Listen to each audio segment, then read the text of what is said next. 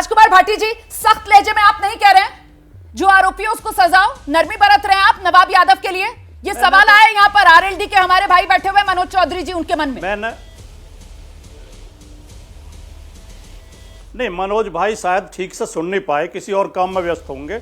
मैंने तो शुरू में ये कहा कि किसी भी रेपिस्ट को, किसी भी हत्यारे को फांसी की सजा होनी चाहिए, और अगर वो हमारी पार्टी संबंधित है तो और सख्त सजा होनी चाहिए। लेकिन ये जिम्मेदारी तो यूपी गवर्नमेंट की है कि अपराधों पर नियंत्रण करे, अपराधियों पर नकेल कसे। ये तो केवल भाषण में व्यस्त रहते हैं, ये तो कल विरोधियों पर आरोप लगाने में व्यस्त रहते हैं। कानून व्यवस्था तो उत्तर प्रदेश की बिगड़ी हुई है। आज के अखबार ही आप उठा कर देख लें, आगरा में चलती कार में इंजीनियरिंग की स्टूडेंट से रेप हो गया। ठीक है। आप बांदा में एक लड़की से रेप करके उसे हाईवे से फेंक दिया, तीनों वरिष्ठ पत्रकारों का आप रुख करने जा रही हूँ। मेरठ में तीनों वरिष्ठ पत्रकारों का आप रुख करने जा रही हूँ, और मैं पहले मुझे लगता है हर्षवर्धन त्रिपाठी जी का रुख करती हूँ। सर, मैं आपसे ये समझना चाहती हूँ कि कानून व्यवस्था राज्य सरकार की जिम्मेदारी, और ऐसे में अगर प्रेस कॉन्फ्रेंस करके बीजेपी की तरफ से कहा जाता है कि साहब जो 2 लड़के हैं इनकी वजह से ये हिमाकतें जो हैं वो बढ़ रही हैं, तो आप इसे किस तरीके से देख रहे हैं? ये यूपी में बीजेपी सरकार उसकी लाचारी नजर आती है, या फिर जो विपक्ष कह रहा है कि ये सिर्फ और सिर्फ विपक्ष को घेरने की एक रणनीति है? देखिए रुमाना, मुझे तो बड़ा आश्चर्य हो रहा है कि एक मामला, घृणित मामला उस तरह का सामने आता है और राजनीतिक दल उसमें बचाव करने लगते हैं और एनसीआरबी के आंकड़े बताने लगते हैं और राज्य में कितना अपराध कहाँ हो रहा है उसको बताने लगते हैं, या कोई पुरानी घटना बताने लगते हैं। दरअसल यही वो कवर फायर होता है जो राजनीतिक दल जब अपनी पार्टी का मामला फंसता है तो ये काम करते हैं। ये अक्सर मैंने देखा है, किसी भी मामले पर आप बात देखिए, घृणित से घृणित जघन्यतम काम हो जाए, वो पार्टी वाला निकालेगा, दूसरे कुछ लेके आएगा और उसकी तैयारी करके आएगा, क्योंकि उस पर वो बोल नहीं पाता है। कन्नौज का मामला आज जहां पहुंचा है, जरा इसको ध्यान से देखना चाहिए। नवाब सिंह यादव अखिलेश डिंपल के लिए घर जैसा था, ये कोई छिपी हुई बात नहीं।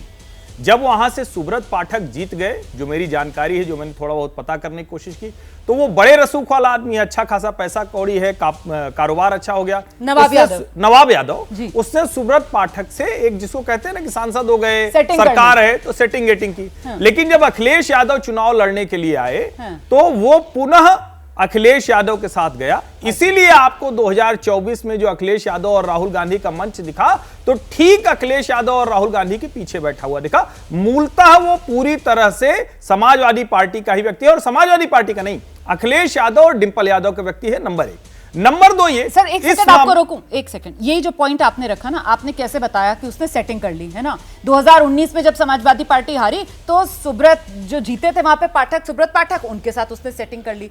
तो फिर शीतल जी जो हैं, क्योंकि उत्तर प्रदेश की राजनीति, मैं ये बात पूरी कर लूं रुमाना, ये बात नहीं, ये आधी बात रह जाएगी, ये गड़बड़ हो जाएगा, ये गड़बड़ हो जाएगा। ना सेटअप पर सुन लीजिए, व्यक्ति को शीतल जी, लेकिन व्यक्ति को राजनीतिक कार्यकर्ता और नेता के रूप में देखा जाना चाहिए या सेटर के रूप में देखा जाना चाहिए? और ऐसे व्यक्ति की क्या यहाँ पर किसी के साथ पॉलिटिकल विश्वसनीयता के तौर पर देखा जाना चाहिए? रोमाना, आप ट्विस्ट कर रहे हैं। आप बात पूरी कर लीजिए। सेटर नहीं मैंने कहा, मैंने कहा कि उस वक्त वो सांसद हुए, उस वक्त सत्ता थी, तो इस वक्त उनके साथ जुड़ गया, और ये कारोबार बचाने के लिए कर सकता है। लेकिन वो अखिलेश यादव के साथ ही रहा, 2024 के चुनाव उनके साथ रहा। और मैं तो कह रहा हूं कि समाजवादी पार्टी सहित सारी पार्टियों को कहना चाहिए कि इसके खिलाफ कड़ी से कड़ी कार्रवाई हो।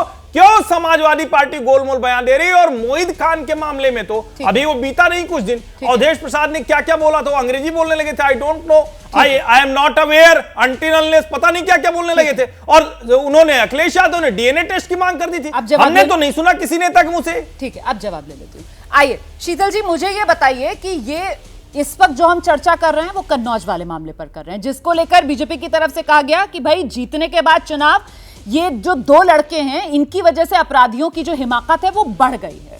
तो यहां पर इस पूरे मामले को आप किस रूप में इंटरप्रेट कर रहे हैं सर? और वो मेरा सवाल जो रह गया पीछे, ये जो नवाब यादव है, फिलहाल इसका कनेक्शन किसी पॉलिटिकल पार्टी से जोड़कर देखा जा सकता है, या फिर सिर्फ और सिर्फ इसके नाम पर अभी सियासत चमकाने का खेल खेला जा रहा है? देखिए, अभी थोड़ी देर पहले खबर आई है कि पश्चिम के एक जिले में एक एडीओ पंचायत, ग्रामीण होते हैं, 50 साल से ज्यादा का है, और एक 6 साल की बच्ची के साथ इस तरह की बदतमीजी करते हुए पकड़ा गया है। एडीओ और एक एनिमल के साथ भी था जी, एनिमल। अब उसे किस पार्टी से जोड़ देंगे? ये एक सामाजिक, मनोवैज्ञानिक और दूसरी तरह की समस्या है जिसमें कानून व्यवस्था का रोल है। अभी आप देख रहे हैं कि एक आदमी को इस हत्या और बलात्कार के मामले में सजा मिली हुई है हरियाणा में, और उसे 9वीं बार पैरोल दिया गया है। वो 2 साल में करीब 200 से ज्यादा दिन बाहर रहा है, फिर 21 दिन के लिए बाहर आ तो गया नाम है। लेना जरूरी है। गुरमीत राम रहीम बलात्कार का दोषी राम सर। जी रहीम। बिल्कुल। हाँ, मैंने कहा वो तो दोषी साबित है कोर्ट से, बाकी जो हम बात कर रहे हैं ये लोग तो आरोपित हैं। तो खैर इस पे नहीं जाए किसी को कहना कि ये साफ है या वो दल गड़बड़ है। ये एक मनोवैज्ञानिक सामाजिक समस्या है जिसका अपराध से लेना देना है तो लॉ एंड ऑर्डर में भी आ जाती है। अब ये पूरे देश में ये समस्या है, कम ज्यादा अलग अलग राज्यों के आंकड़े आते रहते हैं। आंकड़े कैसे बनते हैं? अभी 3 दिन पहले एक स्त्री जो अपनी शिकायत पुलिस में दर्ज नहीं करा सकी थी और मुख्यमंत्री के घर के आगे उसने आग लगा ली थी, उसकी मृत्यु हुई है जलने से। उत्तर प्रदेश में ऐसी दर्जनों मामले हैं जिनमें उनकी शिकायतों पर, जो ज्यादातर छेड़खानी और बलात्कार वगैरह के हैं, जिनमें मुकदमे दर्ज नहीं हुए और उन लोगों ने अपने शरीर पर आग लगा ली शिकायत दर्ज कराने के लिए या जांच पूरी कराने के लिए या अपराधियों को पकड़े जाने के लिए। तो हमारी जो व्यवस्था है उसमें बहुत ऐसी चीजें हैं जिनको एड्रेस करने की जरूरत है। एक दूसरे पे आरोप ये हमें कहीं नहीं पहुंचाएंगे, क्योंकि सब जगह सब लोग शामिल हैं और सबको, जैसा अभी आप इनकी चर्चा ही हो रही है जिनकी कि कल वो सपा में थे, आज बीजेपी में है, नाम में यादव लगा है तो सपा से जोड़ने में जरा सा आसानी हो जाती है, जैसा मुख्यमंत्री जी सदन में कर चुके हैं, जबकि वहां दर्जनों लड़के थे जो आपने दृश्य भी दिखाया। तो ये राजनीति इसका दरअसल हल नहीं है। कोई भी होगा, आंकड़ों में बाजीगरी वगैरह की जाती है। प्रशासन एफआईआर ही नहीं करता, बहुत सारे लोगों की, गरीब लोगों की नहीं होती, कमजोर लोगों की नहीं होती। और उत्तर प्रदेश जैसे राज्य में जहां इस बारे में शिकायत है कि ये पुलिस स्टेट बन गया है, वहां तो ये बहुत मुश्किल है। ठीक है सर।